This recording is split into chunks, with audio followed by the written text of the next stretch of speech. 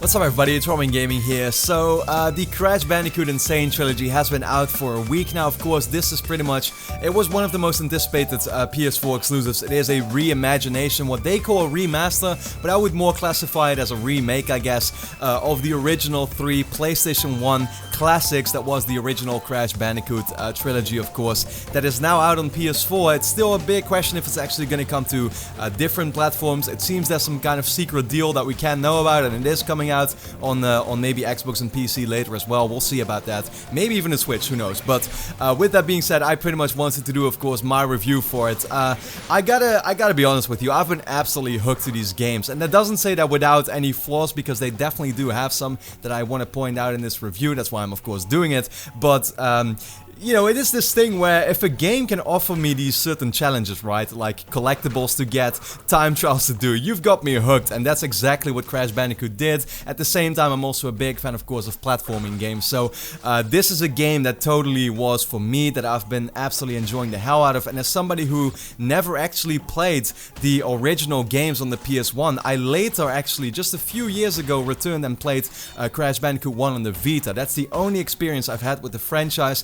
Now that I've been actually able to play the entire trilogy in its remastered form, I guess, on the PS4, yeah, what can I say? I mean, I think it still holds up. I really do believe that these games are, you know, probably just as fun to play as they were back then, and I just had a blast with it. But they do have some flaws, and I'm gonna point those out, of course. But let's actually talk, first of all, I guess, about the presentation of this this technically remaster. Like I said, it's more a remake because Vicarious Visions, the studio that actually did this, of course, the original games were made by Naughty Dog, but they completely built everything up from scratch. They still had the original level designs and everything like that, the layouts of them, but all the assets have been completely remade, and that's why I really feel this should be more treated like a remake, but they treat it like a remaster because it is the exact same levels and movement systems, and it's supposed to be pretty much the complete same game as you played back in those days. Now, the graphics look beautiful. Like I said, because this is completely remade, you can see it in the gameplay.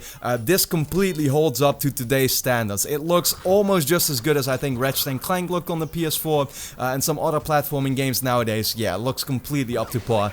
The game is 1440p on PS4 Pro, 1080p of course in the original PS4. Sadly plays at 30 frames per second, but it really doesn't matter too much because at first I was like, ah man, 60 frames seems like such an easy target for a game like this because it is so linear and stuff. But it's sad they couldn't do it, but you don't really miss it. Like, if you're just playing the game, at no point did I wonder, like, man, I wonder what this game would have been like had it been 60 FPS. It's really not like that.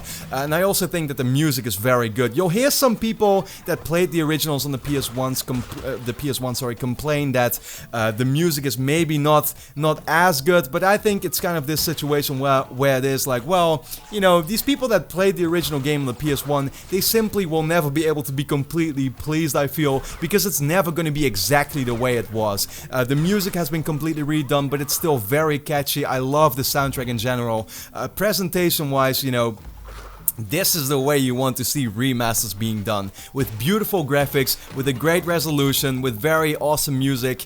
Yeah, the game is simply a blast to look at and to listen to, I guess. Now, once we get to the gameplay, of course, that's really what it's all about. Now, Crash Bandicoot was one of the very first 3D platformers ever made in its time, right? This is really the start of 3D gaming, and at the time I had some, you know, issues basically with the way the PS1 handled 3D gaming. Not really back in those games because I didn't really play on the PS1, but especially now going back to those games. Like I said, I played the original Crash Bandicoot game, and I had some flaws with that. Mainly that came down to the fact that I thought it was very hard to sometimes measure the depths in those levels, or the distances, for example, between platforms. You were jumping from one to another platform in the original PS1 game. It was sometimes hard to see exactly if you were gonna make the landing, and that would often result in you actually failing the jump and pretty much dying and have to do it all over again, very trial and error like. And I thought that this would actually be an issue that would be, for example, corrected with a remaster like this. Now, it turns out I was wrong, and it's not necessarily the fact that the 3D design was bad, or that yeah, the PlayStation 1's early 3D capabilities really held it back. No, I now pretty much learned that it is more because you can't control the camera in Crash Bandicoot, and so in that way, not at all times do you have a good overview of those certain distances. And so when you play something, you know, a more recent, a more modern platformer like Ratchet & Clank, or maybe even Jak and Daxter on the PS2 or something like that, that was already fixed because you could actually control the camera with your right joystick. You still can do that in this Crash Bandicoot remaster, and so in that way it can sometimes be a little frustrating sometimes to play. Now, as far as the gameplay goes, like I said, this is a 3D platformer. The way you're used to it, you can see it in the gameplay already. What you're pretty much doing is you're just walking in linear levels, you're trying to jump on enemies or pretty much kill them with your spin attack, I guess. There's a couple combos you can do, especially when you move to like later, I guess, later installments in the series, they start adding some more abilities. You can, for example, slide. That's a big thing that starts happening in Crash 2. Crash 3 then afterwards starts maybe adding some different... You really see that where the original game was such a platformer at its core. With Crash Bandicoot 2 and especially with 3, they try to make things different by adding a lot of these gimmicky type of levels, where all of a sudden in Crash 3 you're like controlling, for example, a plane or something, and you're just trying to take enemies down that way, or you have motocross races, and it seems completely out of place in a way because the game started out as just a platformer, right? And I think therefore, while the popular opinion is to say that Crash Bandicoot is not really people's favorites from what I've been seeing online, I actually think, having played them all now, that I liked the original game the most, not because it was the most challenging, because it was that too, but because I simply liked the setting more. It took place in all of these jungle environments. It didn't really go all over the place yet in that. The soundtrack was great, but I liked that it stayed at, it really was about platforming at its core. There were some awesome levels that, even though super challenging, like the bridge one, where you're just walking forward, constantly jumping on different kind of like parts of the bridge that are still intact. Those levels are just really special, you know, and I didn't really have that same, you know, feeling of specialness anymore with the games that followed, but I still enjoyed them for what they were, of course. Don't get me wrong, I had a blast with all 3 games, but I simply liked the original Crash Bandicoot the most because it kept to its core. It was about simply platforming.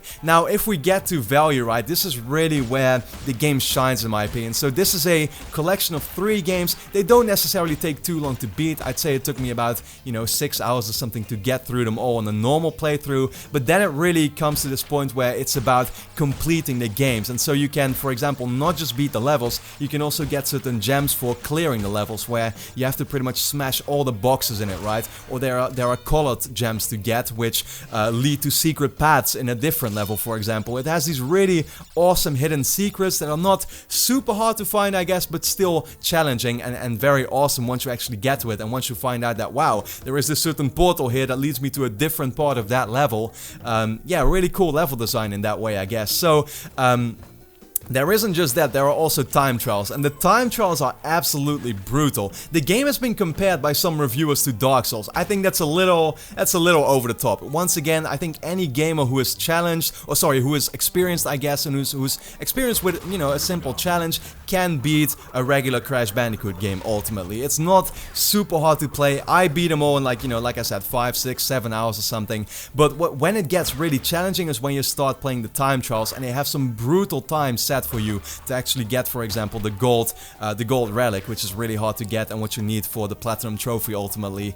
Yeah, it's super fun. It's this thing where you gotta kind of like start learning the map design out of your head for you to be able to actually do it. It's very trial and error. You get to a certain point, 30 seconds into the level, like halfway through or something, running through it completely, you die, you gotta do it all over again the whole time. You keep doing that like 10 times straight, maybe in some cases 50 times. Certain levels are brutal as hell, but I've had a blast with that. I love doing that, and you know, in the end, what's so awesome about it is that once you actually beat the challenge, once you get that relic, it feels very satisfying because ultimately you were able to do it. And so, in general, once again, I wouldn't say the game is super hard to play, as in regularly playing it with checkpoints and being able to simply take your time with it, but once you actually get to 100%ing them, getting the time trial relics, that's where it becomes brutal, but at the same time still yeah, you take your time, you're gonna be able to actually pull it off. Now, with that being said, pretty much my conclusion for it is that the Crash Bandicoot trilogy now on PS4, you know, in a way it shows its age because it's sometimes a bit hard to see, yeah, the distances between platforms. There are some very sometimes cheap deaths occurring in that way that don't really feel very satisfying, but at the same time, this is the return of a classic platformer that is still awesome to play, that has a great graphical style to it, beautiful, you know, environments, great music, still very fun to play nonetheless, and so ultimately, yeah, all I can do is pretty much recommend this to anybody who enjoys platforming games. Crash Bandicoot the Sane Trilogy is a must-have. I would give it an 8.5 out of 10. And then with that being said, that was pretty much my review to it. So let me know, of course, if you've been enjoying the games already, if you're planning on picking them up otherwise. And then, yeah, I'd like to thank you a lot for watching, and I hope to see you again next time.